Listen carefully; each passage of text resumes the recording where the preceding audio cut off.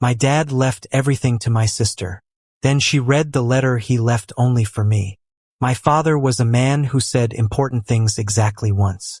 He did not repeat himself, he did not circle back, he did not follow up to make sure you had received what he sent. He said the thing clearly at the appropriate moment, and then he considered the matter addressed and moved forward, and if you missed it or weren't listening or weren't ready to hear it, that was a problem he considered yours to solve. This was not cruelty. It was the communication style of a man who had grown up in a household where words were rationed and the ones that got spent had better count for something, and he carried that economy into his own life and his own family with the complete unconsciousness of a person who has never considered that other people might operate differently. His name was Edmund Arthur Graves.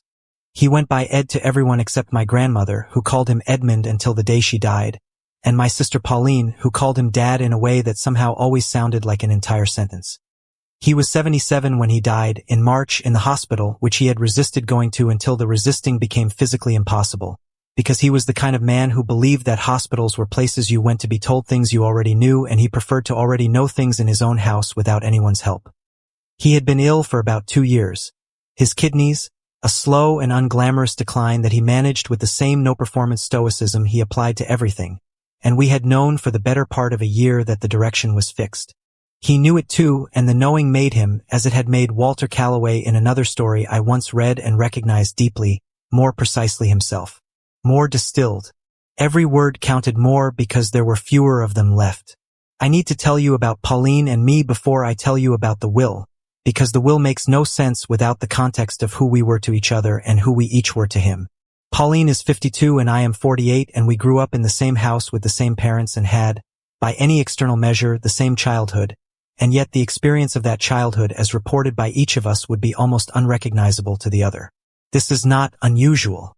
Siblings live in parallel versions of the same house, shaped by birth order and temperament and timing and the particular phase a parent is in when they are raising you, and the versions diverge quietly over years until two people who share a bloodline and a set of memories can sit across from each other at a table and feel, underneath the familiarity, the mild vertigo of almost strangers. Pauline was the visible one. She came first, which gave her an undivided early childhood that I never had, and she was born with the kind of personality that fills a room from the center. Loud in the good way, certain, quick to laugh, quicker to argue, the kind of child who makes parents feel like they're doing it right because she is so manifestly alive and engaged with the world. My father lit up for her. I watched him do it my entire childhood with the specific attention of someone who is tracking something that matters to them, and I can tell you that the lighting up was real, it was genuine, it was not performance. He loved her with an ease that was plain to see and plain to feel and probably plain to her too, though she has never been someone who needed to analyze her own advantages because she has never had cause to notice them as advantages. I was the other kind of child. Quiet, interior, given to reading and to long silences that adults in the 1980s interpreted as either shyness or surliness depending on the adult. I was neither, exactly. I was just a person who processed things slowly and internally, and who did not produce evidence of that processing in ways my father knew how to read. He was not a man of interiority himself.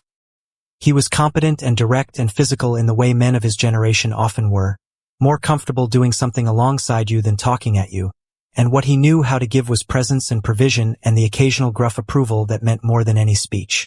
I received these things. I did not receive them in equal measure to Pauline, and I knew this, and I filed it in the place where children file the things they know but cannot say, that deep interior cabinet that some people spend their whole adult lives sorting through. I am not telling you he didn't love me. He did.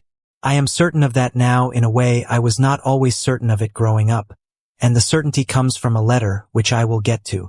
But the love was less fluent. It came out sideways, in the way he showed up to every one of my wrestling matches in high school without being asked.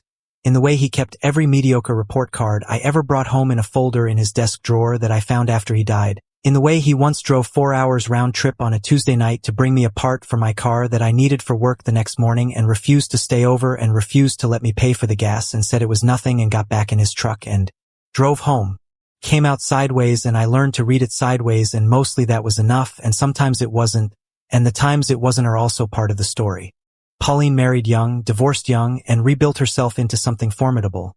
She runs a small chain of physical therapy practices across 3 counties, and she is good at it in the way that certain people are good at things that match exactly who they are. She never remarried. She and my father talked on the phone every Sunday without fail, and she visited more than I did, and she was the one who managed his medical appointments in the last 2 years, the one who knew his doctor's names and his medication schedule and which hospital wing he was in and what the numbers meant. I helped where I could from a distance. I live 4 hours away. I have a wife and 2 teenagers. I am in the middle of the life I built, and pulling out of it wholesale was not something I could do. But the primary labor was hers, and I knew it, and she knew it, and my father knew it, and we all operated with that knowledge without making it a formal conversation. He died on a Saturday. I was already there. I had come the previous Wednesday when the hospital called with the particular phrasing that means you should come now. And Pauline and I had spent 3 days in the waiting room, in the hallways, and the chairs beside his bed, taking turns being present. And he had been conscious on and off and had said things that were sometimes coherent and sometimes not. And on Friday evening he had looked at me with his eyes fully clear and said, in his ordinary voice, the same voice he used to tell me to take out the trash when I was 12, "You turned out fine." And then his eyes went somewhere else, and that was the last thing he said to me directly. And I have been living inside those 4 words ever since, turning them over and finding new surfaces, because that is the kind of economy my father operated in. For words that were doing the work of 40 years. He died at 6 in the morning on Saturday with Pauline holding one hand and me holding the other, which is how I would have written it if I were writing the story of his death. And I was grateful for it, and I told him so silently in the room, in the way you tell things to people who are no longer there to receive them, but you say it anyway because the saying is for you and not for them. The will reading was 11 days later, in the office of his attorney, a man named Gerald Fitch, who had handled my father's legal affairs for 20-something years, and who wore the kind of suit that communicates that he has seen every possible human reaction to every possible legal document and is prepared for all of them. There were 4 of us in the room. Me, Pauline, my father's younger brother Calvin, who lived nearby and was named in the will for a specific bequest, and my wife Dana, who I had asked to come because I wanted a witness to myself, someone who knew me well enough to tell me later what my face had done when I heard things. The estate was not enormous, but it was significant. My father had been a plumber for 35 years and had started his own small company in his late 30s that he'd sold when he retired, and he had saved with the discipline of a man who had grown up without much and intended never to go back to it. There was the house, which he had paid off in full by the time I was in college, and which was in a neighborhood that had appreciated considerably since he bought it. There were savings. There was a small investment account that Gerald managed. There was a truck, a 2019 Ram that was barely 3 years old, and a trailer full of plumbing equipment that Calvin had apparently already made arrangements to buy from the estate at an agreed price. Gerald read through the specific bequests first. Calvin's purchase of the equipment at the agreed price, documented and clean. A donation to a veterans organization my father had supported quietly for years. Some jewelry that had been my mother's, directed to Pauline specifically, which surprised no one. A pocket watch to me, my grandfather's, that I had always known I would receive someday, and the receiving of which hit me differently than I had anticipated. A small gold thing sitting in Gerald's palm that suddenly weighed more than any object I had ever held. And then the remainder. The house, the savings, the investment account, the truck. Gerald read the language carefully, and the language was clear. All of it in its entirety to Pauline. I sat in my chair and I kept my face in the arrangement I had put it in when I walked through the door, which was neutral and attentive, and I did not move anything.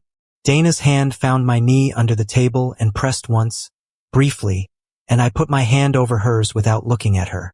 Pauline made a sound. It was a small sound, involuntary, barely audible, and she put her hand over her mouth and looked at Gerald and then at the document in front of him and then at me. Her face was not triumphant.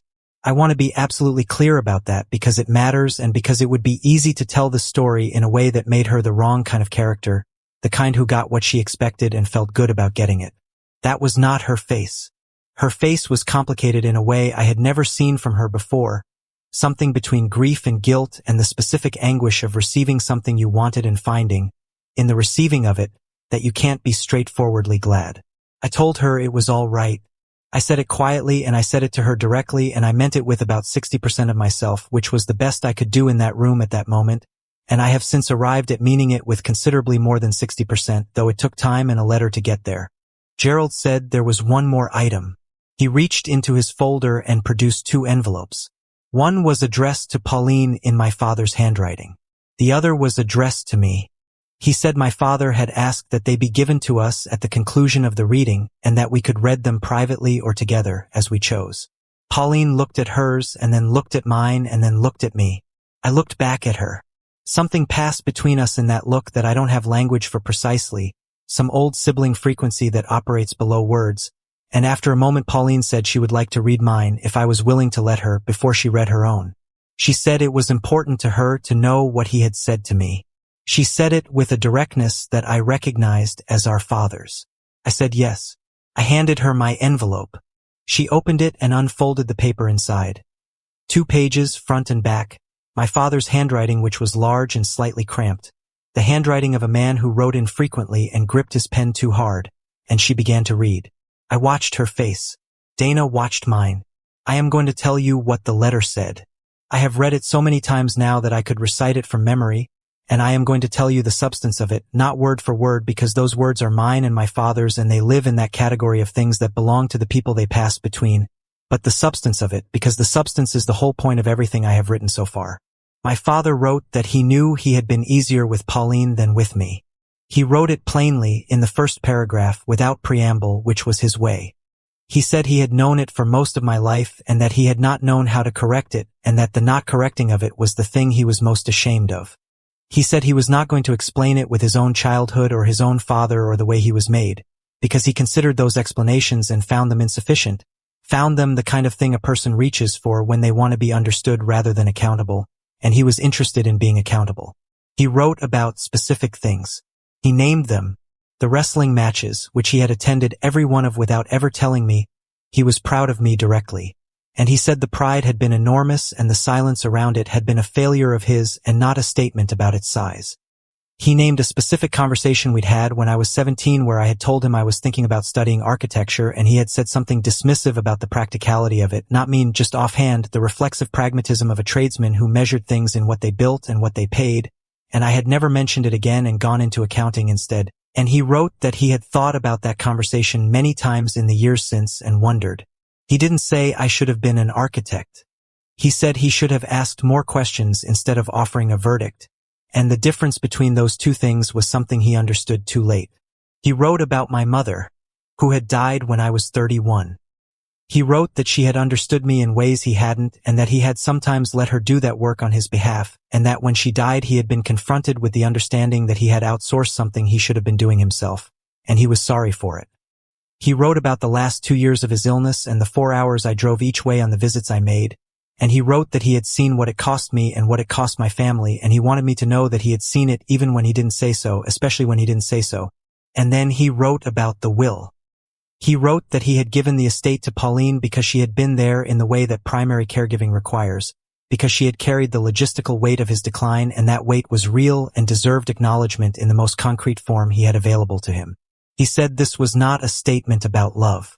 He was explicit about this. He underlined it in the letter, physically underlined it with his cramped hand, and he wrote that he needed me to understand that the distribution of an estate was a practical document and not an emotional one, and that if I read it as an emotional document I would be making a mistake that he was asking me directly not to make. He said the things he had to give me could not go in a will because they were not the kind of things that fit in a will, and then he spent the final page of the letter giving them to me. He wrote that I was the person in his life he was most proud of. He wrote this simply and without decoration. He wrote that he had watched me build something real, a marriage, children, a career, a life with actual weight to it, in the quiet way that certain people build things without announcing the building, and that the watching of it had given him more satisfaction than he had ever told me. He wrote that he had been unable to say this when it mattered most, in the years when I was becoming who I was and could have used the hearing of it, and that this failure was his and he was not going to die without saying it plainly at least once. He wrote that I had turned out fine. He used that exact phrase, the same 4 words from the hospital bed, and seeing them on paper, written down in his hand, deliberate rather than spontaneous, made them entirely different and entirely the same. He wrote at the very end, "You never needed my approval to be who you are. But I want you to have it anyway, late as it is, because you have always had it and you deserve to know." Pauline had stopped making sound about halfway through reading. By the end, she was entirely still in the way of a person who has gone somewhere very quiet inside themselves. She held the letter on the table in front of her, and she did not look up for a long moment, and when she did she looked at me, and her face was not complicated anymore. It was something much simpler than complicated, something that had been cleared of everything except one thing, and the one thing was grief. Not grief for our father. Grief for me. For the version of me who had sat across from her at every family dinner and every holiday and every occasion for 48 years carrying something she hadn't known I was carrying and that she had, without knowing it, been part of producing. She said my name. Just my name, the way she said Dad when it was a whole sentence. I said I know. She said, I didn't know. I said, I know you didn't. She said, all these years I thought. And then she stopped and didn't finish it, but I understood what she thought because I knew what it looked like from the outside, the ease between them, the lighting up, and how the interpretation of that from where I stood would be obvious and would be wrong and would be something neither of us had ever examined out loud. She slid her own envelope across the table and didn't open it. She said she didn't need to read it today. She said she thought she knew what it said and she needed to sit with that privately before she read the confirmation of it. I said that was fair. Gerald quietly gathered his documents. Calvin, who had been silent through all of this with the discomfort of a man who has witnessed something that belongs entirely to other people, excused himself with a gentleness I was grateful for. Dana drove home. I sat in the passenger seat and looked out the window at the landscape my father had driven through for 50 years, the flat Ohio farmland turning the particular pale gold of early spring, and I held the pocket watch in my hand and felt its weight and thought about the specific economy of a man who said important things exactly once and had spent his whole life saying the wrong things and saved the right thing for a letter that would arrive after he was gone, which was somehow the most possible way for any of it to happen. Pauline called me that evening. She had read her letter.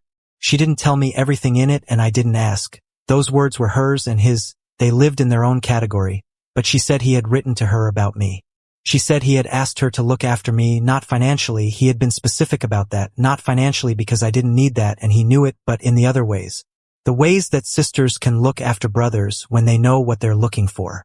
She said he had written that I had spent a lifetime being the one who was fine, who managed, who didn't require anything, and that the not requiring had made it easy for people who loved me to believe I didn't need anything, and he wanted her to know that wasn't accurate. He wrote that I needed things the same as anyone else, I had just gotten very good at not showing it, and that this was partly his fault for creating the conditions in which not showing it felt like the safer option, and he was asking her to be someone I didn't have to hide it from. She said, I want to be that. If you'll let me. I said I would let her. We talked for an hour and a half that night, and it was the most honest conversation we had ever had. Two people in their late 40s and early 50s sitting on their respective phones in their respective houses talking about a shared childhood and what each of us had taken from it and how different the same rooms had looked from different sides of them. She told me things I hadn't known about her own experience of our father, things that complicated my picture of their ease in ways I hadn't expected. The pressure of being the one he lit up for, the weight of being someone's clearest source of joy, the way that brightness can become its own kind of cage if you start to feel responsible for maintaining it. I told her about the folder of report cards in his desk, and she was quiet for a moment, and then she said she hadn't known about the folder, and I believed her. We went back to the house together the following weekend to begin the work of sorting through it. I had been dreading this in the way you dread things that are going to be sad and logistically overwhelming at the same time, but what it turned out to be was something else, something that needed a different word than dread. We went through room by room and we talked about everything we touched, not always seriously, not always with depth, sometimes just laughing at something terrible he had held on to. A broken exercise bike in the basement that had clearly not moved in 20 years, an entire kitchen drawer of takeout menus from restaurants that were certainly no longer open. We found the folder of report cards and Pauline held it and looked through it and put it back in the drawer and didn't say anything. But she reached over and put her hand on my arm briefly, and that was enough. I kept the pocket watch and two other things I asked Pauline about, and she gave me without discussion. A level from his tool cabinet, a quality one, the kind a professional plumber buys and keeps for 30 years, worn smooth at the edges from use. And a photograph from the basement wall, a framed picture I had not thought about in decades. A photo of the two of us, me and my father, from what must have been a wrestling match when I was 16 or 17, taken from the stands by my mother. In the photo I am walking off the mat and he is at the edge of it and he has his hand on the back of my neck in the way he sometimes did, the brief grip that was as close as he got to an embrace, and his face is turned slightly toward mine and the expression on it is exactly what he wrote in the letter. It is right there in the photograph, plain as anything, and I looked at that photograph in his basement and thought about the 40 years I had spent not being able to read it, and the 2 pages of cramped handwriting it had taken for me to finally understand what I was looking at. I have the photograph on my desk now. My kids have asked about it. My son is 16 and my daughter is 14, the age of full spectrum perceptiveness, the age when they notice everything. And I have told them who is in it and what it is. My son looked at it for a moment and said, "The guy in the picture really loved you," and I said yes. My daughter said, "You look like him," and I said I know, and I found I was glad of it. Pauline has called me every Sunday since March. It is August now, 5 months since the will reading, 5 months since a room full of silence and 2 envelopes, and she has not missed a Sunday. We talk about whatever is happening, her practices, my kids, the house which she is still not ready to sell, and I have told her there is no rush, and I mean it. We talk about him sometimes. She is learning, as I am still learning, to talk about him without managing the conversation, without curating which parts of the grief are appropriate to share. And I think this is the work he was asking us to do when he put those letters in those envelopes, the work of finally being honest with each other about what it had been like to be in his orbit, what each of us had received and what each of us had gone without. He said the important things exactly once, my father. He said them in his own way, in his own time, in the language he had available to him, which was sometimes sideways and sometimes silent, and once, at the end, in 2 pages of handwriting on a table in an attorney's office, delivered to my sister before it reached me, which was the most impossible arrangement, and I have decided to take it as the gift it was and not the delay it might have looked like. You turned out fine. He wrote it twice, once out loud in a hospital room and once on paper in a letter, and I am old enough now to know that for a man who said important things exactly once, saying something twice was the closest he knew how to get to saying it forever. I have the level from his cabinet on my desk next to the photograph. When I am uncertain about something, I look at those 2 objects and I think about a man who spent his life making sure things were even, straight, true, balanced, who made it his life's work to ensure that the water ran where it was supposed to run, and that the walls met at the right angles, and that the work was done correctly even when no one was watching. And I think that a person who cares about that kind of thing is telling you something about what they value and who they are and how they love, and the telling is just in a language that takes a long time to learn. I am still learning it. But I am learning it, and he gave me enough time, and that is the whole story.